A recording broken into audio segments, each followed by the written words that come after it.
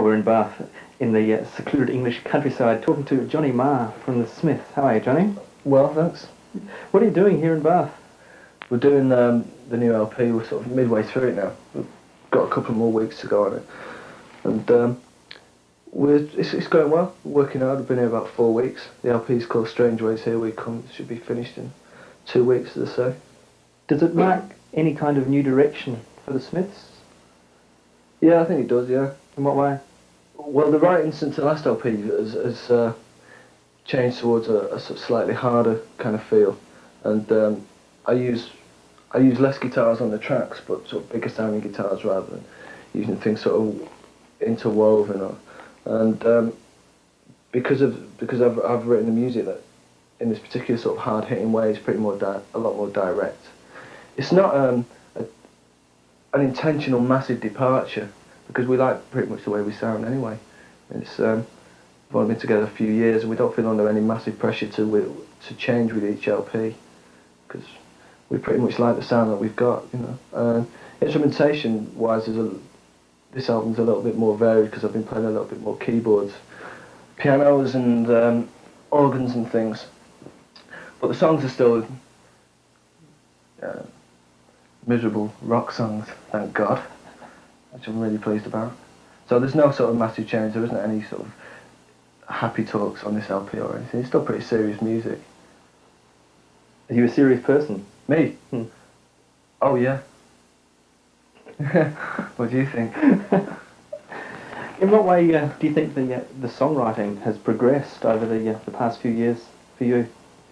Well, in the past, I kind of enjoyed. I'm trying to not make too little of some of the past songs, but I did kind of enjoy the idea of some disposability in pop music, just from my side of it, from the musical side of things. And I like the idea of short, snappy, to the point pop songs. I still like songs to be quite to the point. I do tend to like songs to say what they're going to say in 2.5 minutes. But having said that, I've tried to write with it a bit more sort of emotionally, rather than wanting to hear a great condensed pop song. Say a la This Charming Man. The music's a little bit more serious now. I mean, it's not quite conceptual, but it's. I'm trying to write with a little bit more sort of feeling, you know, rather than come up with a riff or come up with a tune that's a great pop tune. I've sort of discarded a lot of things because they didn't really have enough intensity one way or the other. You know, I'm getting away from things sounding pleasant and melodic as they did sound in the past.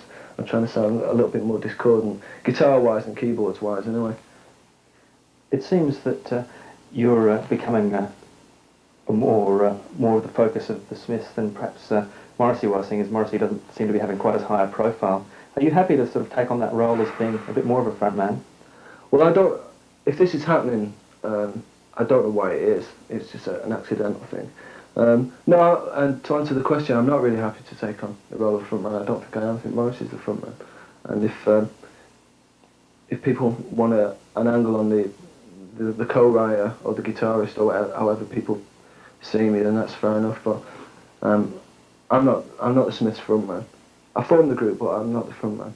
It seems you're very prolific. I mean, hardly a couple of months goes by without something new coming out. Well, I try not to think. I mean, people do mention that to us, but I try not to accept it too much, because if it's prolific by other people's standards, then that's their tough luck, really. If people only write 10 songs a year, I mean, I think that's basically it. I'm starting to see that people expect us to be in the norm, which is what, 10 songs a year, 4 singles off that LP, which is never it's never the way we've done things.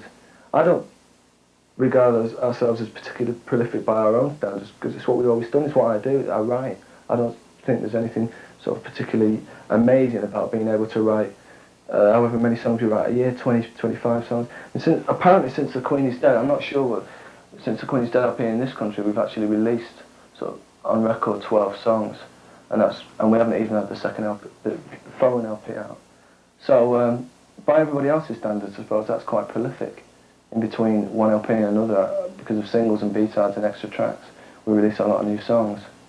But I don't think we're prolific, no. Do you find it easy to write? Yeah, that's why I don't think we're prolific. That's what I do.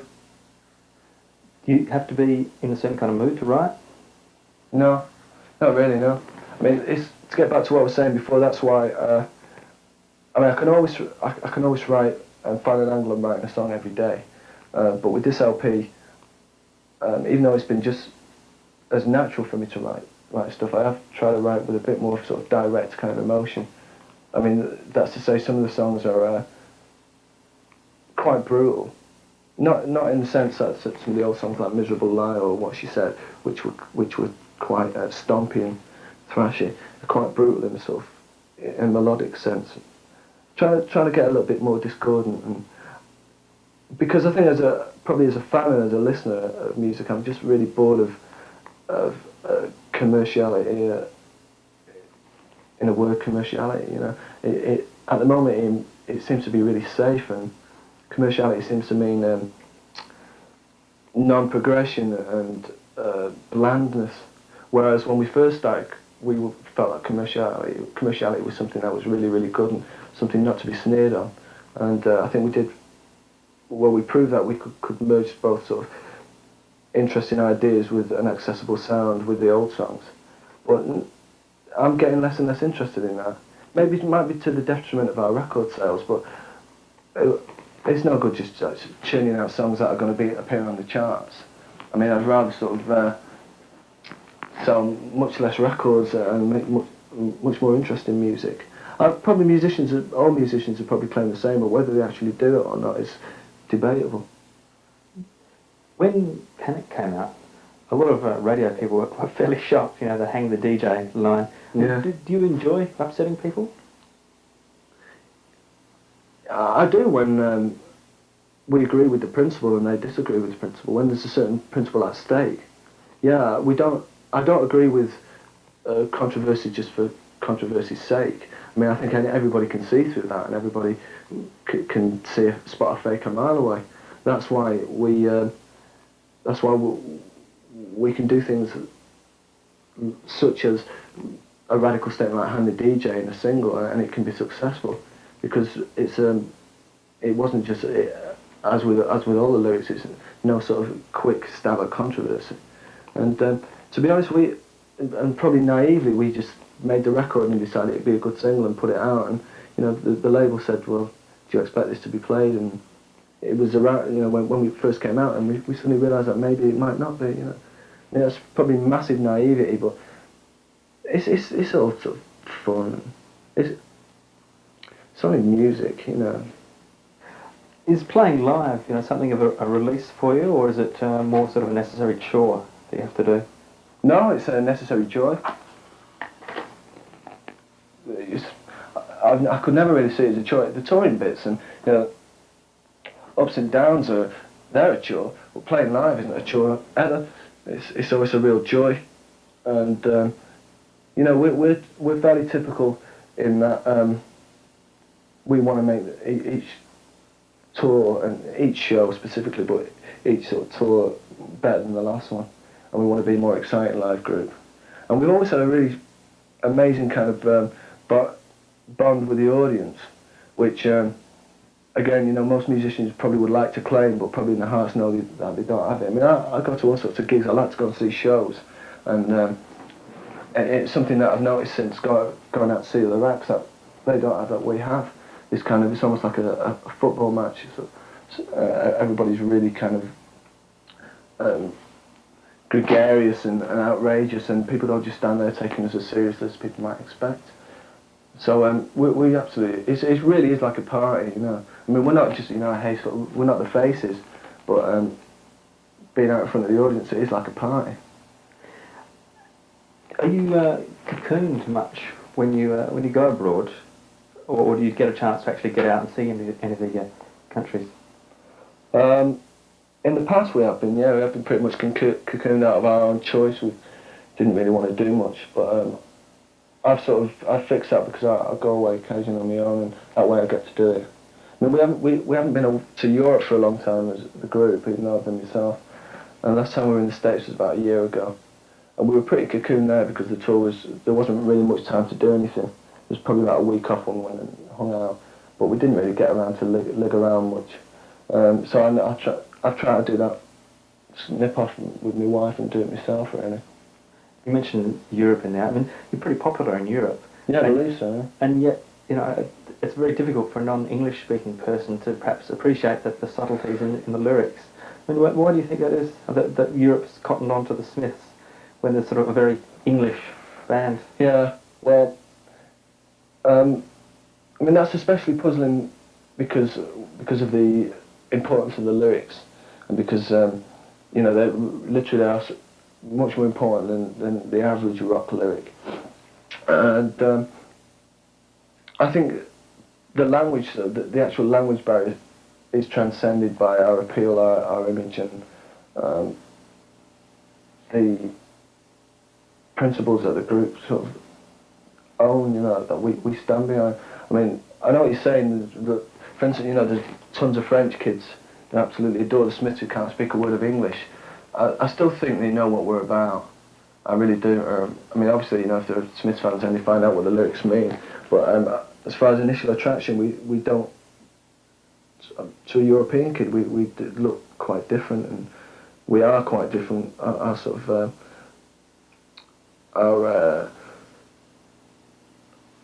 our philosophies are pretty different to the norm in rock and roll. But we still do have a sort of well, we do have a rock and roll appeal in Europe that certainly the French and the Italians and the Germans find really appealing. I mean, those countries are always massive. They're always going to be. There's always going to be a massive market for American and English rock and roll. There's people like Johnny Holiday, you know, in France, who's still making like disco records now, high energy records. His whole career has just been France, and he's been massive there, and it's because he's got a massive spirit of rock and roll. They love all that, the Europeans, which is why I like it. It's my kind of thing. You know, the people like Johnny Thunders and the Dolls and the Stones and Iggy and all these sort of veterans of rock and roll they really like. And I think that they can see some of that in us, but still there's a completely new angle. And to give all credit to Morrissey, really, that's Morrissey's side of things. I mean, he really does bring in that the new totally on rock and roll angle to the rock and roll group. You've mentioned the words like doctrine and philosophy a couple of times. Is there like a Smiths manifesto? Our doctrine is that all the naff and the hideous things that have happened about, as a consequence of rock and roll and all the things that are supposed to be accepted within this music business, we don't want to involve that in the group at all. You know, limos are okay, I suppose, now and again. Long hair, drugs, baggy trousers, drum solos, concept LPs, the normal things that are just current rock and roll that people take for granted are hideous. Instrumental mixes on B-sides of singles, ridiculous tours, massive crappy venues, bad merchandising to the audience, all these kind of really horrible old stale things that mean nothing to young people in the 80s, in any country, you know, in East or West or anything, you know. No one really gives a shit about leather trousers anymore, except, you know, people who are trying to, you know, people who hung up on Velvet Underground LPs and stuff. That's all very boring, but, you know, it's sort of come to a head over the last few years in this country with groups sort of just playing out this kind of rock and roll facade. And, I mean, we're completely different, you know, completely different. How were you affected by punk? Oh, unfortunately, I was just sort of born a little bit too late because it happened at the time when I was really starting to take my playing seriously. And just as I was learning how to play all these intricate patterns and chords and everything, you know, all these kids came out playing trash, and so initially I missed the point and the beauty of it, really, because I was personally just getting into actually being able to play, and the whole idea was not being able to play. But you know, after a year or so, I found things that really interested me in the punk movement. I mean, there was a lot of good things out of it, most notably Patti Smith and Stooges, groups like that. I mean, I was one of those people who didn't get into the Stooges until punk. You I don't claim to have liked the Stooges in 1973, mainly because I was only 10, you know. The Smiths are very successful here in the UK. With this next album, are you consciously sort of aiming for like a wider success, say in America or anything Not like that? consciously, no, not with this album, because we wanted to do that with the first LP. We consciously did it from the start. We wanted to be worldwidely big, and we've always tried to do what it appears we're doing now. That's trying to make a bigger chart impression in America, and in Australia, and in Japan, and places that we've been too busy to visit and too busy to work on. What do you like about America? I like the music, and I like the people, I like the history. Short as many people think it is. I think America's really a fascinating place. And I think the bad negative things about it, which everybody can get to see when they go, are equally as fascinating. And I like it because it's much less self-conscious, and even though obviously politically it's in a mess, and it probably need a mess on a bigger scale than most other countries, put it that way. But at least I think that this positive kind of spirit of just musicians in America is something that's really attractive, and something that's missing in a hideous way from this country. And I mean, I'm not talking about, obviously, Reaganomics is, or the kind of ridiculous propaganda that's, the born in the USA kind of conservatism. I'm not talking about it in a political sense. I mean, obviously, I think that stinks, but it's much more inspiring than living in this country at the moment, anyway. How important do you think the Smiths' image is? Is it important to you? Oh, yeah. Not in the sense of, the way we have our haircut or the clothes we wear. Not image in that sense, just again, our image, I think, encompasses that whole kind of manifesto thing and doctrine. And I think our image is crucially important. You just take a look at the new LP. I mean, I think the World Won't Listen's a really, really good, strong LP sleeve. I think it's one of the strongest for a long time, as was the Elvis Presley Shoplifter sleeve. But the World Won't Listen sleeve, I think, is really, really good, because our audience, people who want to buy the record, they buy it, and the sleeve is trying to sort of depict them, really. I mean, not that we regard all our audience as all like wearing leather jackets and having either bouffants or quiffs or anything. It's much more important than that. It's just we do try and identify ourselves to our audience as young and living in the 80s. I mean, we are young, and we do live very much in the 80s. That's why we don't want to be painted as just a rock and roll band with all the traditions of the other rock and roll groups, because there's something special and extra that you need in the 80s that audience require from the group. I wouldn't want to go out, if I was in a group, I wouldn't want to go out and see a group and just see them come on and do the old leather pants strip or the light strip and the backdrop and the usual kind of palaver. I mean, our image is that we try to portray that we live in the real world. So when's the album's finished, what's the plan for the rest of 1987? People obviously want us to say we're going to tour, even the labels and stuff, but we're not going to be touring England, or we're not going to be touring Australia. I mean, maybe we'll just do some European gigs, or maybe we'll do some American gigs, but we'll only have time to do that, and that alone if we want to stick to what we really want to do, and that's make some more records this year. So, are you still enjoying yourself as much as when you first started? Oh yeah, I am. I'm enjoying it more so now. The last sort of few months I've been enjoying it more so than I have for ages, yeah. Yeah, I really am enjoying it. It's great, because we're doing what has always been the most enjoyable. Right now, you caught me at a good time, because we're doing it. It's always been the most enjoyable thing for us to do.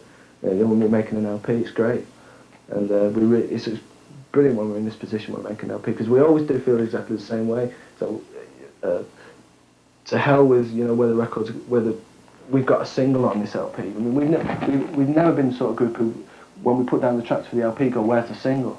The single's either there, and if it isn't there, then so what, And we're on a really kind of anarchistic high about this record. We're trying to make it as uncommercial and